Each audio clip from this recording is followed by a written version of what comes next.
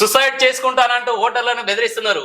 Assembly ఎన్నికల్లో ఓ అభ్యర్థి తనను గెలిపించకుంటే ఫ్యామిలీతో సహా సుసైడ్ చేసుకుంటానని ఓటర్లను బెదిరించారు.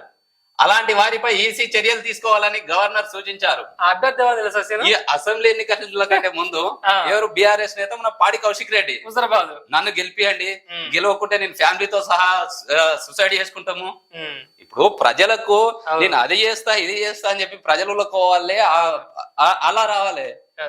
మీరు ఎలా ఒకవేళ నన్ను గెలిపించకుంటే నేను చనిపోతా, ఫ్యామిలీ మొత్తం అది చేసుకుంటామంటే అంటే బెదిరింపుడు రాజకీయాలు. గెలుస్తేనేమో విజేతగా రండి, ఓడిపోతే శవేతగా రండి అంటూ వాళ్ళ భార్యని వాళ్ళ కూతుర్ని పక్కన పెట్టుకొని హుజూరాబాద్ ఎలక్షన్స్ లో ప్రచారంలో ఈ విధంగా చేయడం అప్పుడు ప్రజలందరూ భయపడరు.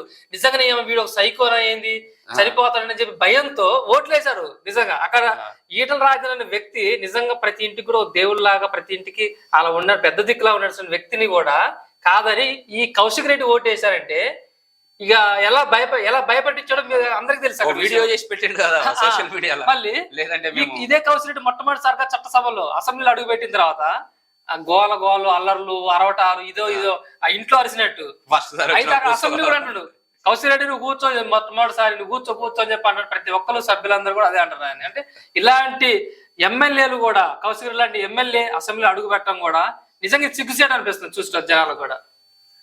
నెక్స్ట్ వార్త చూసే ప్రయత్నం చేద్దాం మనం.